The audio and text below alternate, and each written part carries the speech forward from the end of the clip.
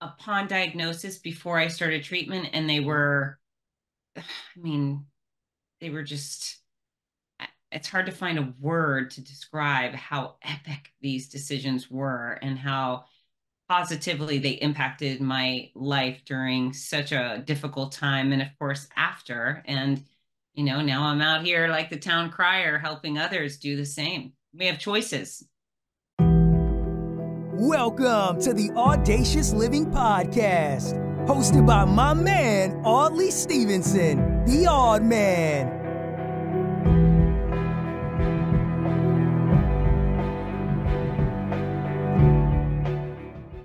Greetings and salutations. Welcome to the Audacious Living Podcast, where our ongoing goal is to help you live your best audacious life ever. We inspire you. We hope to inspire and empower you to do so. Thank you for joining us and taking time out of your day to be here. In this episode, we'll be joined by fitness expert and motivational speaker Fitz Koehler, who will share her powerful story of resilience and determination in the face of cancer. Her story serves as a beacon of strength and hope, showing us the transformative power of mindset and perseverance in the midst of adversity. And again, in the face of cancer, and all associated with that, there's a lot to go through. And it's through this process of overcoming is where we'll uncover the hidden treasure we have inside of us. Very much like a compass that points to true north. Our inner voice guides us towards our unique calling, illuminating a path of fulfillment and happiness. So now that we're all set, let's turn our attentions to our conversation with Fitz Koehler. Enjoy.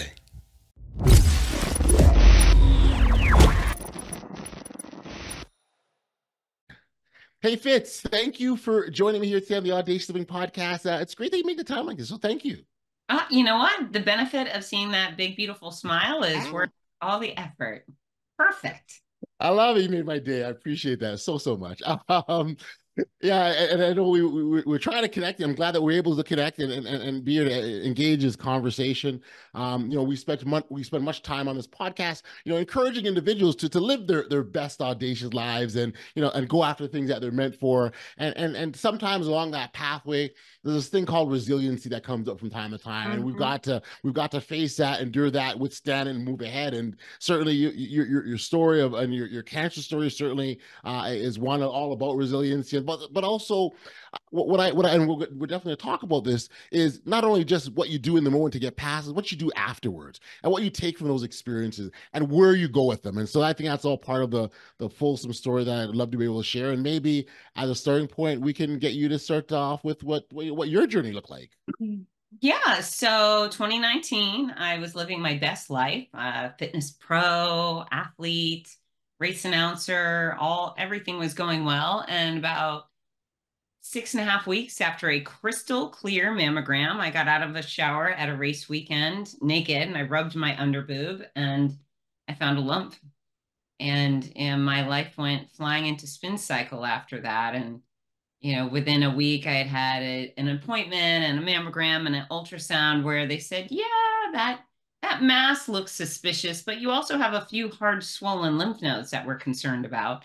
So that led to an immediate biopsy. And then a few days later, a surgeon called and said, I'm so sorry, Fitz, but you do have breast cancer and it's already spread to the lymph nodes. It is running through you like wildfire.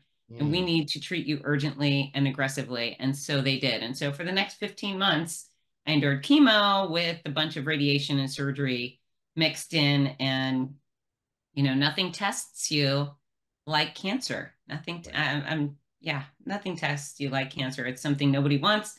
I didn't want, but I made some really great decisions upon diagnosis before I started treatment. And they were, they were just, it's hard to find a word to describe how epic these decisions were and how positively they impacted my life during such a difficult time. And of course, after. And, now I'm out here like the town crier, helping others do the same. We have choices. So you're definitely intrigued me with the decisions. I'd love to find out more.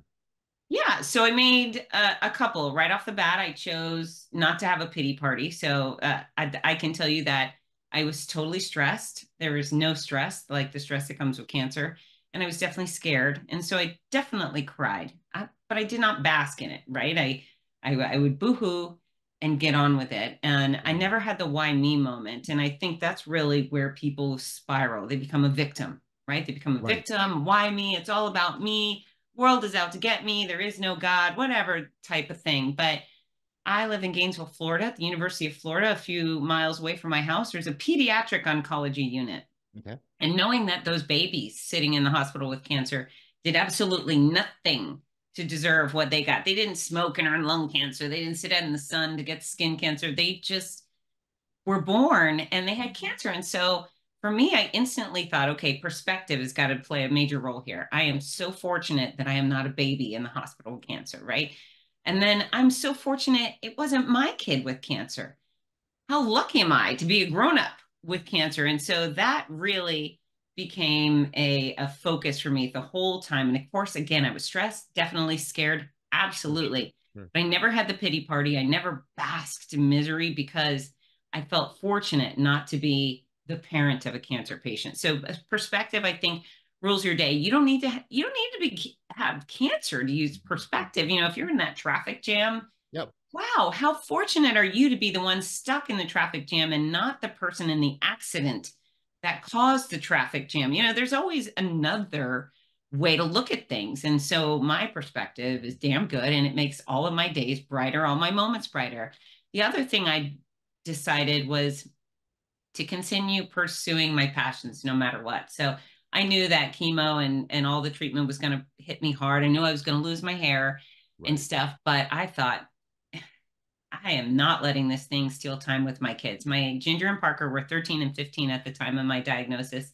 And I just decided that if they had a sport, a ceremony, a show, I was going to be there. Even if I had to escape a hospital, I was going to be there. And that was such a big deal because they didn't want it to come between me and my kids. Right. And so other people helped by driving them to school. And, you know, there certainly was people pitching in, but when they had something special, I made it. And I didn't hide my bald head. Now, you know why? I never wore a wig. And this is the wig thing is everybody's prerogative. But I thought, well, the wigs were uncomfortable. They made me sad. And then men don't hide their bald heads. And I think men are gorgeous with no hair. I prefer it. So I thought, screw that. I'm just going to be bald. Now, I didn't like it. Thank you. My ego says thank you so much. I appreciate it. It's good. It's very masculine. I like a masculine look. So I didn't necessarily like the masculine look on me, but whatever. It was what it was. I got here now.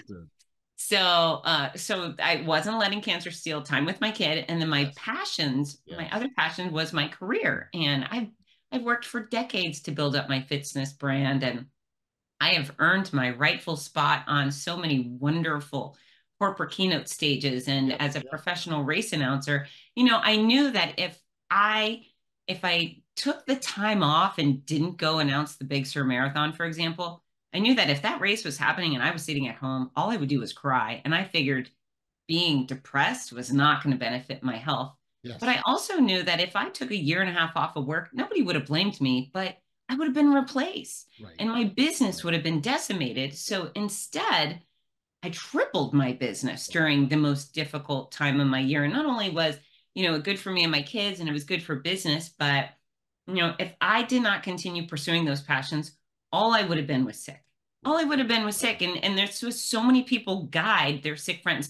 Stay home from work. Don't go out. Don't go to a movie. Don't go to a party. Just hide.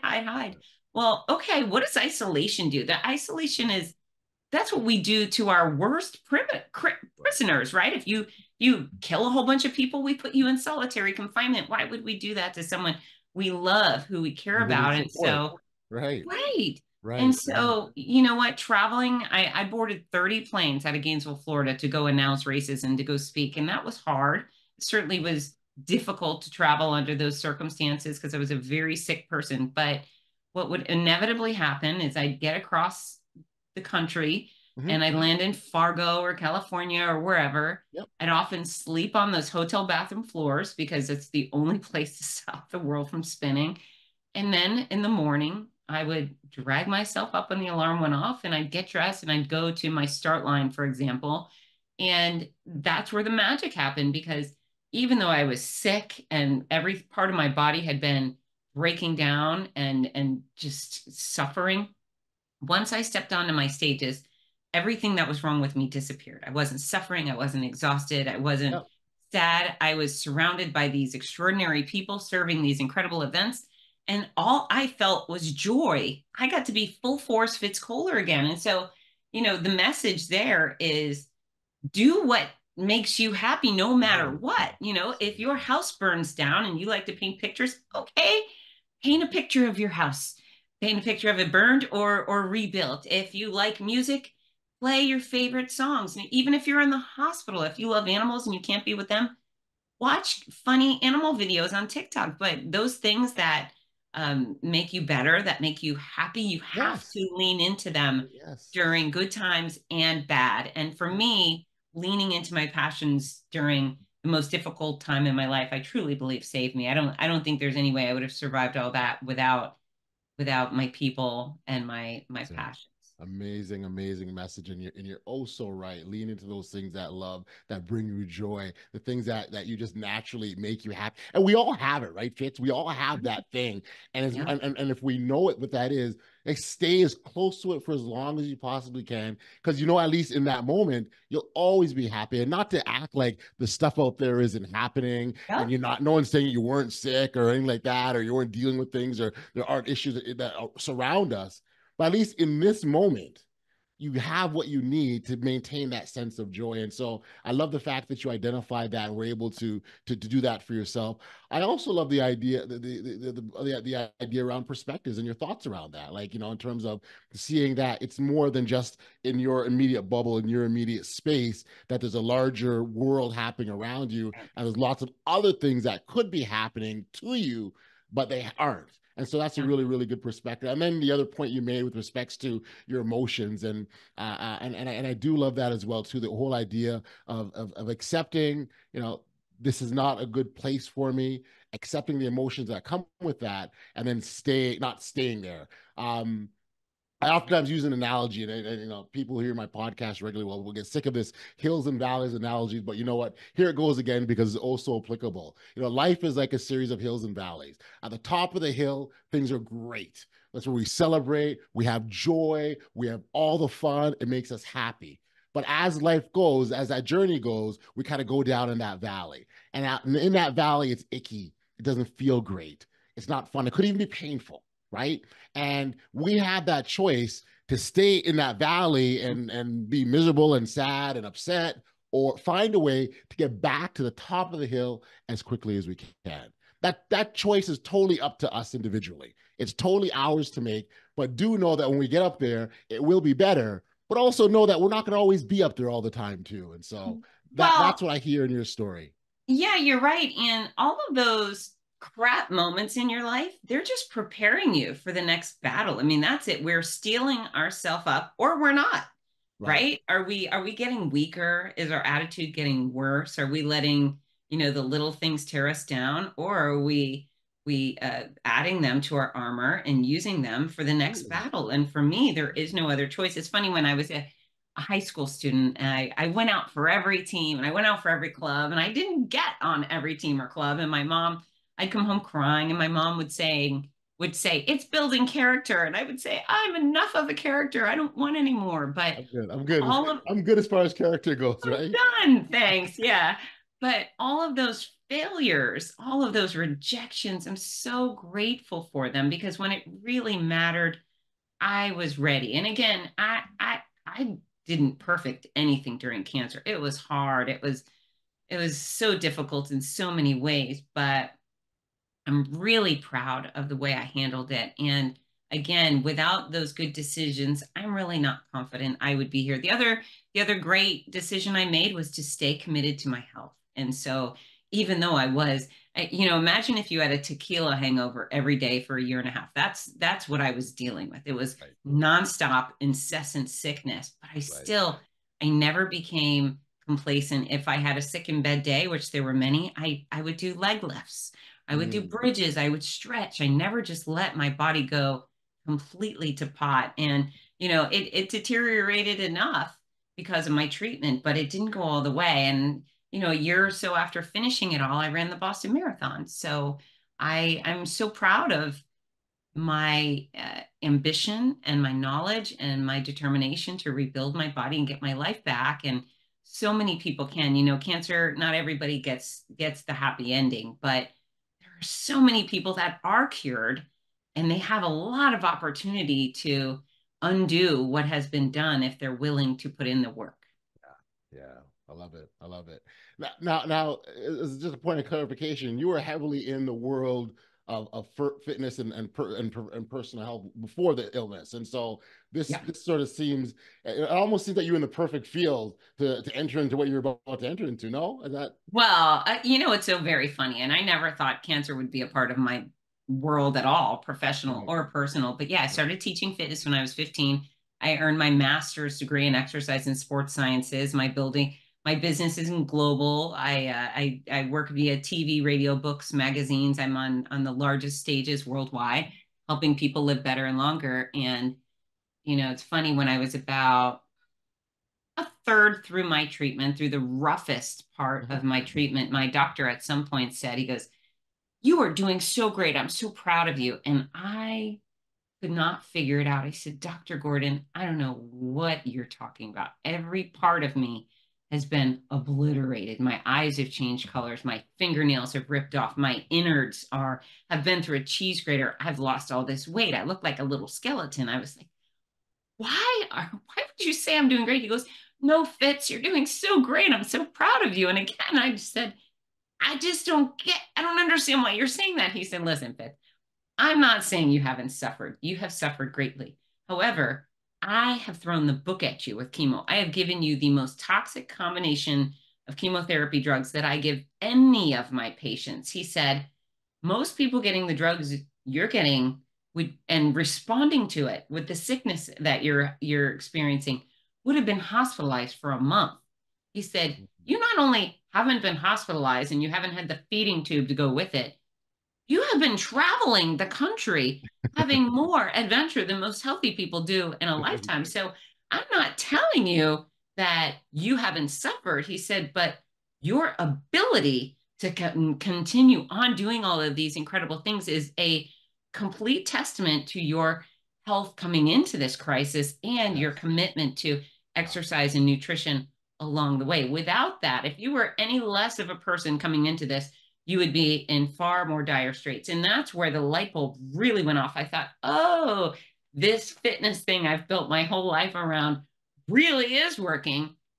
And then, let's go a few months down the road where I lost even more strength. I mean, I wasn't resistant to the chemo effects. I was very skinny and weak and so forth. But when I hit the gym and I realized, oh boy, I've lost 80% of my strength, I instantly thought, okay, well, I know how to get it back. I'm a fitness expert. I know exactly. I'm going to do baby steps and gradual, and I'm going to do this and that combination of cardio, strength, flexibility, balance. I'm going to build it all up and I'm going to be great again. And I did. However, at the same time, I started just agonizing for my peers, for my millions of fellow cancer crushers out there that have been ravaged by their disease or their treatment. And they had no idea how to rebuild your body. Like, how do you do that? Yes. And so I actually looked on Amazon, and there were no quality books guiding people through fitness and nutrition during and after cancer. And so I wrote the book, Your Healthy Cancer Comeback, Sick to Strong. And there's a companion journal, and of course my memoir, My Noisy Cancer Comeback. But, I don't necessarily love being the cancer maypole. Like, now every day people reach out and say, "Fitz, my dad has brain cancer. Can I get him your books?" Express, "My sister has ovarian cancer. Can I get her your books?" So I'm constantly hearing bad news, which I don't enjoy. However, the opportunity to help such a significant population of people that have been completely underserved and uninformed is pretty powerful. And there are endless studies that prove you can weaponize exercise and nutrition to help a cancer patient get closer to remission Yes. and help them prevent a recurrence. So it's, we rely on our doctors. I'm a big fan of Western medicine. Yep. And even though I didn't enjoy the treatment, it was effective. But can you take some control into your own hands too? Can you benefit your own prognosis by exercising and eating certain things and avoiding certain things? The answer is yes. And so I'm really excited about that stuff. It falls into the who I am and what I do. So when your doctor was identifying these things in you, so you weren't recognizing in the moment. I guess is that what was? No, Wow. no, all I experienced up until that point was, holy cow, I'm losing. Like I'm just, Right. Right. I lost, everything was going wrong. And, they tell you certain things with cancer. You're going to be sick, probably. You're going to be tired. You're going to lose your hair. Nobody warns you up front. All of your fingernails and toenails are going to rip off. Now, not everybody has that happen, but a lot of us do. And people weren't talking about that.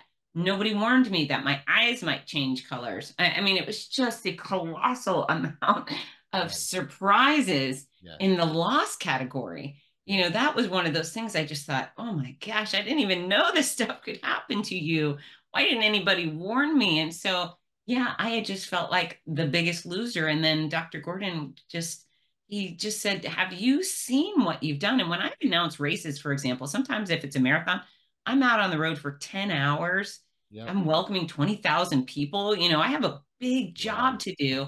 And yeah, now in hindsight, I think, whoa, I really did some special things. Now, my career is unique, but if I were working at an Amazon assembly line, boxing up Right. packages, that would be equally hard, maybe harder to do all day, every day to earn a living. So there's a lot of people that are being put to some pretty interesting tests during very dire circumstances. And, if they're healthy going into that crisis, or if Yep. they're continuing to wake up and do their stretches or go for the walks or go for a swim, those are things that really will help keep anybody going at a higher level. What did you learn about yourself as you went through that process of dealing with the treatment and the days that you didn't feel like moving but you did anyways and getting the other side? Is there something that stands out, or one thing or two things that you learned about yourself? Well, I would say a couple things. I would say number one, my stubbornness, my greatest curse and my greatest asset. There's things where, my poor mom was like, "Why are you doing that?" I would say, "Because I want to do it." I'm doing it it now. yeah, and it would turn out to really benefit me. So I'm so glad that stubbornness is a part of who I am. But uh, I would say that sometimes when people hit a fork in the road, like a disease or an injury, they have a real revelation and they think, "Oh, I should be doing this instead. Let me go in that direction." And for me, cancer has only made me double down on who I am and what I do. I love the place I was. I love my profession. I love the people that I serve. I love the people that are in my personal life. And cancer just amplified all of that. So I'm even happier to be alive today. I'm even more gung-ho about opportunities and adventure than I was before. And, even though cancer is a nightmare, and I would, Right. given the opportunity to go back and flip that switch and not have cancer, you betcha, I would flip it. But there have been a whole bunch of weird reasons for me to say thanks, cancer. And I'm glad I'm big enough to be able to do that. So your journey, that 15 months you said, Yeah. a Yeah. complete 15 months of remission. treatment. Wow. And I would imagine when you got to the other side, well, sure, certainly emotions for certain. I wonder if you could describe what those emotions were like, because again, you've now done Yeah. this whole long journey. You again the mornings you didn't want to get up, the days that you did get up, the days that you felt sick, all of that, and you've come to the end and you look back and it's behind you. Describe what's going on at that point. So I'll tell you about my final day of chemo, which again, chemo was the worst part for me. And it was the whole part. The radiation and surgery was in the middle of it, but chemo really was my nemesis. Mm-hmm, mm-hmm. And on my very last day of chemo, it was during COVID stuff. It was May of 2020. It was, I think, May 10th of 2020. Okay. So Okay. I go off to chemo, and um, it's a shorter day than my earlier days, which was much appreciated. Mm-hmm, My mm-hmm. husband can't come in with me because of the COVID Right. nonsense. And I really was insulted by that, thinking, Right. I'm feeling cancer and we're freaking out over a respiratory bug. Right. Get a grip. Like, let him come in and do Right. chemo with me. But instead, I go in there. And I had been looking forward to this weird little party they do in the infusion room. And my infusion room looked like almost like a cafeteria with 60 lazy boys in there. And uh, when someone would finish chemo, they would turn on this block rocker, like this speaker, and they'd play Kool and the Gang Celebration. And it had a little disco ball at the top, and you'd see the little crystals going on the ceiling tiles. It was very lame, but it also was something I had been looking forward to for Right. a very Right. long time. Right. So before I leave for chemo that morning, and I know my kids are going to come meet me. I never brought my kids to any of the scary appointments, but they were going to pick me up from chemo that day. So I tell my husband when we're done with chemo, I want to go to lunch. There's this Mexican place. I want to go. And I had got my taste buds back. I was ready to eat food. Yep. And so I'm in there. They finish my chemo. They pull out the needle from my chest for the last time, which is very exciting. And they have the disco ball going. And it's just me kind of alone wiggling my fingers to the disco party for one, but it was mine, damn it. So I was very happy about that. And my nurse, John, was so great. He had this big sign that said last day of chemo, and he wrote my name on it. And so he came out into the lobby to greet my family. My husband and kids were out there. And so Ginger and I, we did a TikTok dance with the sign in the back, and that was kind of fun. And then I was ready to go. We go in the car, and we're supposed to leave the hospital area and make a left to go to lunch at the Mexican restaurant. Instead, my husband makes a right, and I say, "What are you doing? We're supposed to go to Blue Agave." And he said, "Oh no, Parker's tummy isn't feeling good." My teenager. So Yep. at that point, I'm a little bitter. I'm thinking, are you effing kidding me? For 15 months, I can't do anything. All I want to do is go to lunch, and we can't do it. Right. But I'm also a mom, and his tummy's not feeling good. So Right. fine, I can't say, no, you're going. So anyways, we're going home, and I'm feeling a little bit cheated, but whatever. So we pull into my neighborhood, and then I see it.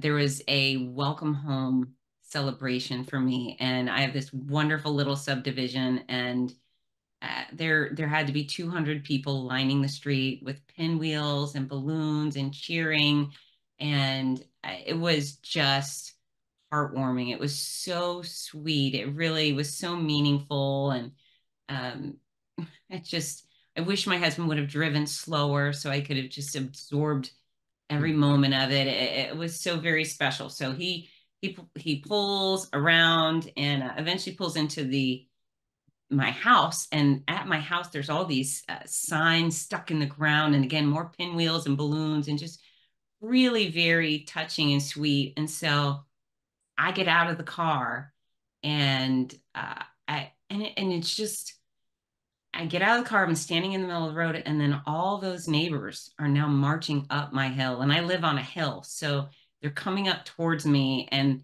that was a moment just standing there in the road. And I'm not necessarily the sappiest girl in the world, but that was where I just buckled over. And, it was like, wow, it's really done. It's finally this nightmare, this torture, this never ending saga of hell is finally over. And just what a wonderful experience. I felt so very loved, and it was magical. It was magical. And since then, there's been all these other great moments that, make you look back and know where you were and how far I've come. And it's I'm grateful to be on the other side of it. And I look back and I can't believe that was me.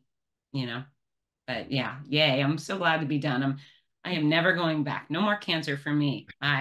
I give it 0 stars, and I'm not going back. I love it. Thank you. That's a beautiful. I mean, the imagery of it's just wonderful. Thank you for sharing that. I admit you got me choked up a little bit. Talk about what life on the other side has been like. You obviously, I mean, you mentioned there's at least one book, but you've authored more than just one. What have you been doing to assist people, not just those living with cancer, but those who don't have cancer? Yeah, so my first book that came out, it was the memoir. It's called My Noisy Cancer Comeback, Running at the Mouth While Running for My Life. And, you Why know, noisy? Why was it so noisy? What was that? because I'm noisy. That's who I am. And that's my moniker in the running world. People call me, America's noisiest race announcer, and it's happy noise. And uh, I never stopped making noise. Cancer never shut me up. I kept going. And it's the collision of cancer and running and travel and strangers and all of these incredible stories of wild stories and wacky and shocking and then funny and heartwarming. And so I wrote Noisy because when I was going through it, people knew I was going through cancer, but I wasn't forthright about how hard things were. I wasn't giving any gory details at Sure, the sure. time. I just thought this is private, and I also didn't want to be a complainer during the process, and I didn't want anyone to think of me as a victim or pity me. So I figured after the fact, they can't pity me, and I can tell all the gory details, all the stuff that nobody warned me about are in this book, right? So there's a ton of people who never had cancer, hopefully never will have cancer, that have had the book. Thousands of them that say they love it and they enjoyed it and they cried a little, but they laughed a whole lot more. There's a whole bunch of cancer patients who read the book and they say, this changed the way I did cancer. My mind was in the wrong place when I was diagnosed. Again, it's cancer, it's terrifying, right? But can you change your perspective? Uh, can you choose mental fortitude? Can you choose health? And those are things that my noisy cancer comeback is good for. And again, a lot of people just say they really like laughing at my cancer nonsense. And then your healthy cancer comeback, that's the guidebook. So that is the one that, as a fitness pro, is the most meaningful to me. This is me holding people's hand, giving them specific guidance. There's hundreds of photos teaching people how to exercise in bed, in chairs, how to stretch in the shower. Yeah, So yeah. it's very specific. It's very clear, and I love the fact that people are less likely to be a fall risk because they've worked on their balance during cancer. Because you know what you don't want? You don't want cancer and a broken hip, Yeah, yeah, right? yeah, yeah, yeah, yeah. So keeping people going, giving them the motivation to, and then the instructions on how is a big deal. And then the third book is called The Healthy Cancer Comeback Journal, and that's a cathartic place for people to put their diagnosis, their treatment, their Yep. feelings, their faith, but also a bunch of fun stuff. Because when I was diagnosed, or I'm sorry, when I was going through it, people told me all the time, "You look like crazy Britney Spears." Really? Thank you. They also told me I look like Grace Jones. Okay. Not really, but maybe, I Okay. got all of these things. My best friend used to call me noisy mannequin. So, in the journal, there's some of that. What celebrity do you look like bald? Have you nicknamed your tumor? Have you nicknamed your port? What are you looking forward to doing after? And then the last section of the journal is for daily logging of your fitness, your hydration, your sleep habits, your nutrition, to help them go from sick to strong. So it's useful. It's useful too. So the books have been doing incredibly well, not only in America, but it's shot out of a cannon in Germany, France, Australia. It's globally doing well, and cancer is a global disease. So to be able to help so many people is so meaningful. Wonderful. Well, I'm so happy to hear, and again, the impact that you're having. And again, I've always just been a big fan of the idea of going through my experiences and taking what I've learned, my lessons, my perspective, and giving them to others. Right? Like I've just shortened their learning curve in a huge way, and so I'm a big fan of that, and love to be able to do that, because that's really just kind of how we learn. And if we all can take our lessons and pass them along, like, I mean, hey, we're doing some good stuff. So I lecture to college students. I have a creator career class. I teach, or it's a speaking thing I go and do, but I always tell them, listen, you're going to make your own mistakes. I'm here to make sure you don't make my same mistakes. That's right. You'll make your own dumb Yep. mistakes. Just don't That's make right. mine. If we That's can right. agree to that, I'm going to That's share right. all my stupid mistakes with you. And then you learn from me. And That's then right. you can be creative, or you That's can right. go be perfect and everything can be smooth sailing for you, right? But Right. but Right. yeah, helping people not make your mistakes is, I feel, very satisfying. And it makes me feel like I'm sticking my thumb in the eye of those mistakes, or, Yes. cancer, right? Absolutely. Haha, cancer, you're not going to get this one. I'm going to help That's her. right. That's right. Oh, amazing. I love it. So Awesome story, awesome journey. And again, I just so appreciate the manner in which you moved through it. Very transparent in what was going on, making it very, very real. And that's important when we share, right? We get very real about the warts and all. We show everything. Here's what it was. It wasn't great. The fact that you're able to say to people, hey, this is not going to be a good journey. You're not going to enjoy. You are going to feel bad. Like, these are things that people need to know and understand. And so I'm so glad that's part of your story. Congratulations on all that you've done. Again, just not pre, post, and during. Congratulations on all that, because that is something to be celebrated. For our listeners that wanted to learn more about you, catch up with you, get your books, where can we send them? Yeah, so fitzness.com is my home base for everything. That's F-I-T, Z as in zebra, N as in Nancy, E-S-S. Fitzness.com has it all. Tons of free content, free videos, free articles, and so forth. If you want to book me for a keynote or buy my books, or I don't know, anything, go there. I'm also at Fitzness on all social media channels. So Instagram, Facebook, YouTube, LinkedIn. Say hi. And, if you follow, I promise quality content in return. However, I would much rather have new friends than just followers. So say hello. Tell me you heard me on the Audacious Living Podcast and your Audley's other BFFs, and maybe we could be BFFs too. I like that very much. I have no problem sharing BFFs. That's one of my new BFFs. Good. So there we go. This has been great. I so appreciate this and the time that we spent together. Again, congratulations and all the best. Thanks for sharing that big, beautiful smile.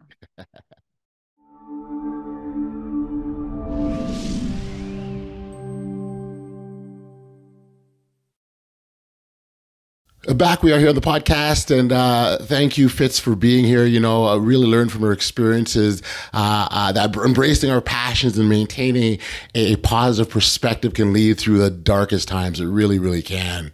By staying committed to our health, pursuing our goals, and leaning into what brings us joy, we can conquer any obstacle, any boulder that comes in our path. And so I really want to thank you for joining us on this episode. To connect with Fitz directly, of course, as always, the contact details and connect to are located in the show notes, and you can hear more about her empowering message or even how to connect with her directly, or even her book. Remember to like, follow, and share to help this podcast grow, and as we continue to inspire audacious living in all of our listeners. Until next time, stay safe, be kind, show love to one another, and be audacious. You've been listening to the Audacious Living Podcast, hosted by Audley Stevenson. If you enjoyed what you heard, be sure to like, subscribe, and share. Until next time, be audacious.